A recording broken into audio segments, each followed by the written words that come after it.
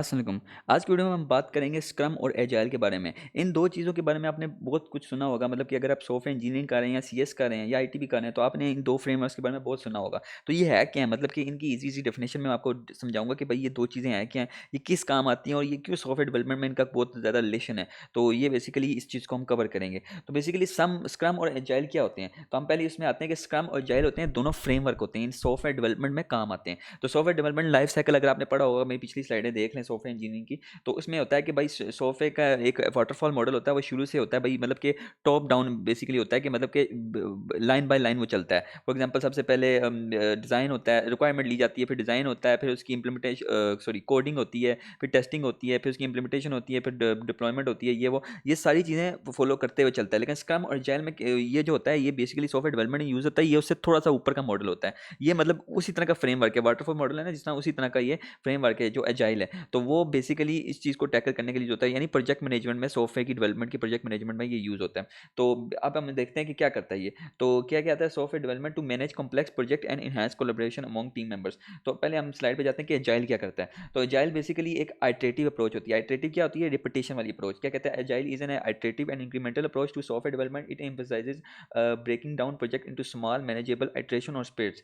तो बेसिकली क्या होता है कि ये एक इंक्रीमेंटल अप्रोच है कि जो सॉफ्टवेयर डेवलपमेंट में काम आती है, ये पूरे प्रोजेक्ट को छोटे से पार्ट्स में डिवाइड डिवाइड कर देती है और उसको मैनेज करती है। तो ये काम होता है स्प्रिंट्स में। तो स्प्रिंट्स किसी चीज़ वो मुताबिक अपने सेट करते हैं, 2 हफ्ते की स्प्रिंट है, 3 हफ्ते की स्प्रिंट है, किसी टाइम के मुताबिक हो सकती है, जितना मतलब वो सेट करना चाहें। तो वो उसके मुताबिक वो स्प्रिंट सेट करते हैं, उसमें वो जो छोटे छोटे टास्क डिवाइड हुए होते हैं ना, उनको कंप्लीट करना होता है। ठीक है, तो मतलब कि ये बेसिकली आइटरेटिव अप्रोच होती है कि बेसिकली टास्क में डिवाइड कर देते हैं छोटे छोटे, और उसको स्प्रिंट में कंप्लीट करना होता है। ठीक हो गया, तो मैनेज करके। तो ये हो गया एजाइल का पहला पार्ट। फिर दूसरा क्या कहते हैं? Customer collaboration. अब जो कस्टमर है ना, जिसने प्रोजेक्ट दे, मतलब कि जिसने उनसे मांगा है कि उनको बोला हुआ है कि डेवलप करके दें मुझे, जो वही कस्टमर होता है, क्लाइंट कहते हैं उसे।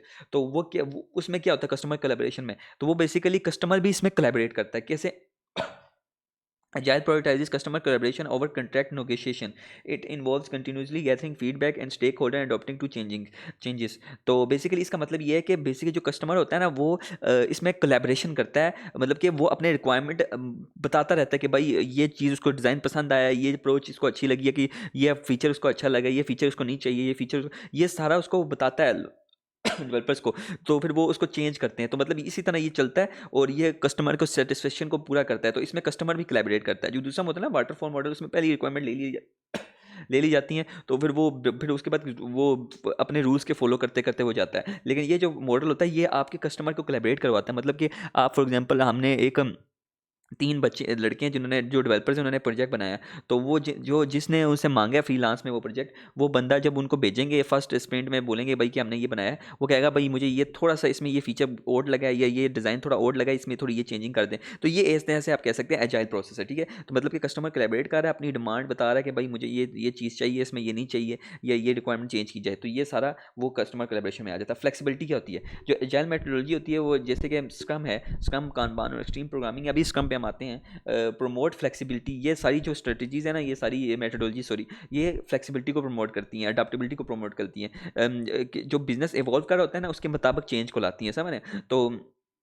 Needs and market dynamics requirement, और मतलब कि मार्केट के जो रिक्वायरमेंट है। अब फॉर एग्जांपल मैं आपको बताता हूँ, आप इस तरह की एग्जांपल ले लें कि एक सॉफ्टवेयर है फेसबुक ही कर लें, व्हाट्सएप कर लें। व्हाट्सएप 2012 में कैसा था और 2022 में कैसा है, 23 में कैसा है, 24 में कैसा है, देख आसमान ज़मीन का फ़र्क है। व्हाट्सएप बिल्कुल मतलब क्लासिक सा होता था 2012 में या 13 में जब वो बना था, तो अब वो कितना आसमान ज़मीन का फ़र्क है। तो बेसिकली यही है कि मतलब कि जब शुरू में प्रोजेक्ट बनना स्टार्ट होता है यहाँ पे एजाइल में, वो बिल्कुल बेसिक होता है, लेकिन जब वो कस्टमर के मुताबिक वो डलना स्टार्ट होता है ना, फिर वो चेंज होता रहता है। फिर वो क्या नाम है, अपने सही ओरिजिनल, मतलब कि अपनी फाइनल शेप में आता है जिस तरह को कस्टमर को चाहिए होता है। तो वो बेसिकली फ्लेक्सिबल है। तो इसका मतलब कि बिजनेस की नीड के मुताबिक वो चेंज होता रहता है। तो बेसिकली ये है इसकी फ्लेक्सिबिलिटी। इंडिविजुअल एंड इंटरेक्शन, ये क्या मतलब हुआ? Agile values individual interaction over process and tools. It emphasises, ये बेसिकली एजाइल के रूल हैं, ठीक है? ये आपने लाजमी देखने। It emphasises the importance of communication framework and self organisation with an cross functional team. तो बेसिकली टीम्स में और ऑर्गेनाइजेशन में टीम वर्क को सपोर्ट करता है बेसिकली, ठीक है? टीम वर्क को और उसके कम्युनिकेशन को, इसमें कम्युनिकेशन लाजमी होती है, टीम वर्क और कम्युनिकेशन ये चीज़ें लाजमी होती हैं, कस्टमर कोलैबोरेशन ये लाजमी होता है। इसमें एजाइल में ये 3 चीज़ें लाजमी है, अगर ये ना हो तो बेसिकली एजाइल मॉडल नहीं एग्जिस्ट करता। तो यही सारा होता है कि एजाइल में इंडिविजुअल इंटरेक्शन को ज़्यादा इंपॉर्टेंस दी जाती है ओवर प्रोसेस एंड टूल्स और प्रोसेस पर से ज़्यादा इंपॉर्टेंस दी जाती है, ठीक है। तो बेसिकली इसमें डिमांड वगैरह पूरी मतलब कि आपकी पूरी की जाती है। तो ये बेसिकली इसका मतलब है। वर्किंग सॉफ्टवेयर का क्या मतलब है? वर्किंग सॉफ्टवेयर का मतलब है agile focusing on delivering working software incrementally and frequently allowing stakeholder to see tangible result and provide feedback early in development process. मैंने वही जो बात की आपको कि इसमें जो वो सॉफ्टवेयर डिलीवर करते हैं तो वो जो कस्टमर होता है वो बताता है कि भाई इसमें ये चेंज करना है, आपने ये थोड़ा सा इसमें रिक्वायरमेंट को रखना है या ये चेंज कर देनी है या इसमें ये ऐड कर देना है, ठीक है। तो वो बेसिकली वर्किंग सॉफ्टवेयर डिलीवर करते हैं और स्टेक होल्डर को जो मतलब कि वो उसका वो होता है, कस्टमर होता है, बेसिकली क्लाइंट होता है जो स्टेक उसकी जो यूज मतलब मांग रहा होता है उस सॉफ्टवेयर को, वो उसको बेसिकली उस पर फीडबैक देता है, ठीक है। और अर्ली डेवलपमेंट प्रोसेस में फीडबैक देता है उसको ताकि वो जल्दी जल्दी को चेंज कर लें। अब ये हो गया एजाइल मॉडल जो बेसिक मैंने आपको बता दिया। तो एजाइल को हमने ब्रेक डाउन करें तो इसका मतलब ये है कि एक आइटरेटिव अप्रोच है जिसमें बेसिकली आपके प्रोजेक्ट को स्मॉल पीसेज में तोड़ा जाता है और उसमें स्प्रिंट्स में उसको कंप्लीट किया जाता है। फिर क्या होता है इसमें कस्टमर कोलैबोरेशन को अहमियत दी जाती है ताकि कस्टमर जो फीडबैक देता है उसके मुताबिक उसमें चेंजेस लाई जाती है। फ्लेक्सिबिलिटी यानी ये फ्लेक्सिबल होता है और ये बिजनेस के साथ साथ डलता है, जो मतलब बिजनेस की नीड्स होती है ना, मार्केट की नीड्स होती है उसके मुताबिक ये चेंज होता रहता है। इंडिविजुअल इंटरेक्शन का मतलब क्या है कि इसमें इंसानों को ज़्यादा अहमियत दी जाती है, क्लाइंट्स को ज़्यादा अहमियत दी जाती है, बंदों की कम्युनिकेशन, टीम की क्रॉस फंक्शनल कम्युनिकेशन, इन सबको ज़्यादा अहमियत दी जाती है निस्बतन किसी टूल्स और प्रोसेस के, ठीक है। इसमें सॉफ्टवेयर को डिलीवर किया जाता है फीडबैक लेने के लिए ताकि वो आपसे फीडबैक ले और आपका फिर सॉफ्टवेयर उसके मुताबिक बनाए। तो ठीक हो गया ये जाइल। अब इतना ईजी मैंने करके समझाया, आपको समझ आ गई होगी। अब आ जाते हैं स्क्रम पे। तो स्क्रम बेसिकली ये भी एक फ्रेमवर्क है with in the agile methodology, ठीक है। तो ये एजाइल मेथोडोलॉजी के साथ का बल्कि इसके अंदर का बेसिकली कह सकते हैं फ्रेमवर्क है। It provided the set of guidelines, rules, events and artifact to structure and manage the software development process. तो बेसिकली ये गाइडलाइंस, रूल्स, इवेंट्स यानी पूरा उसका मैनेजमेंट प्रोसेस प्रोवाइड करता है जिससे आप सॉफ्टवेयर डेवलप कर पाएंगे, ठीक है। तो रोल्स क्या है इसमें ये 3 प्राइमरी रोल्स डिफाइन करता है: product owner, scrum master and development team. अच्छा, इस सब में से सबसे ज़्यादा आपने स्क्रम मास्टर का नाम बहुत सुना होगा और बड़े कोर्सेज नाम सुने होंगे कि स्क्रम मास्टर कोर्स ये वो। तो बेसिकली ये वो स्क्रम मास्टर क्या होता है, आप इसको इस तरह समझ लें, ये मैं डायरेक्टली नहीं कह रहा लेकिन ये होता है इसी तरह कि स्क्रम मास्टर एक प्रोजेक्ट मैनेजर है, ठीक है। आप ये समझ लें वो प्रोजेक्ट मैनेजर है, वो मैनेज कर होता है और बाकी उसकी टीम के साथ वो प्रोडक्ट ओनर के साथ और उस टीम के साथ उसको मैनेज कर होता है। आप बताते हैं क्या।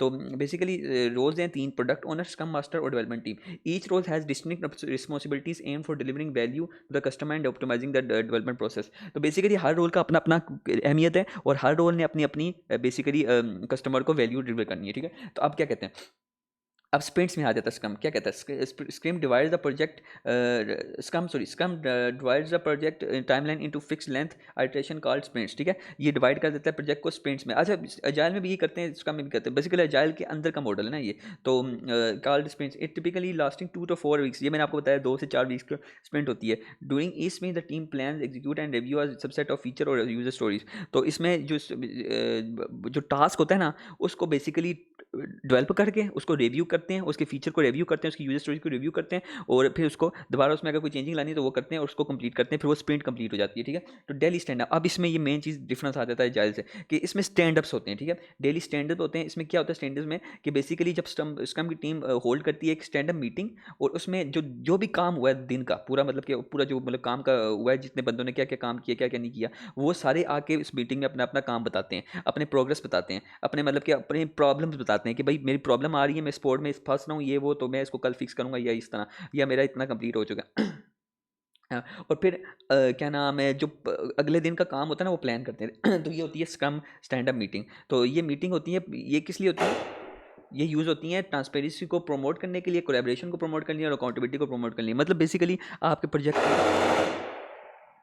प्रोजेक्ट की पूरी तरह रिस्पॉन्सिबिलिटी लेने के लिए ये क्या नाम है प्रमोट होती है, यूज़ होती है, ठीक है। तो बेसिकली ये स्क्रम है। अब इसके दो रह गए, प्रोडक्ट बैकलॉग और sprint review and retrospective. Product backlog क्या होता है, तो प्रोडक्ट बैकलॉग ये होता है कि लिस्ट ऑफ फीचर होते हैं जो प्रोटाइज करते हैं enhancement and fixes the that represent the requirement for the product. Basically आप ये समझ लें कि ये एक लिस्ट ऑफ फीचर हैं जिसमें इन्हांसमेंट और फिक्सेस होते हैं जो रिक्वायरमेंट को जो प्रोडक्ट की रिक्वायरमेंट के मुताबिक होते हैं, ठीक है। तो the product owner is responsible for maintaining and prioritising the backlog based on stakeholder feedback and business value. तो जो प्रोडक्ट ओनर है बेसिकली वो क्या रिस्पॉन्सिबल होता है उसको मेंटेन करने के लिए, उसको प्रायोरिटाइज करने के लिए, उसकी बैकलॉग को prioritising the backlog on stakeholder feedback. तो स्टेक होल्डर क्या होते हैं? स्टेक होल्डर जिनमें लोग सारे वो काम कर रहे होते हैं, जिस प्रोजेक्ट में वो सारे काम कर रहे होते हैं वो स्टेक होल्डर होते हैं, जिसके सब में स्टेक सबके पास होते हैं ना।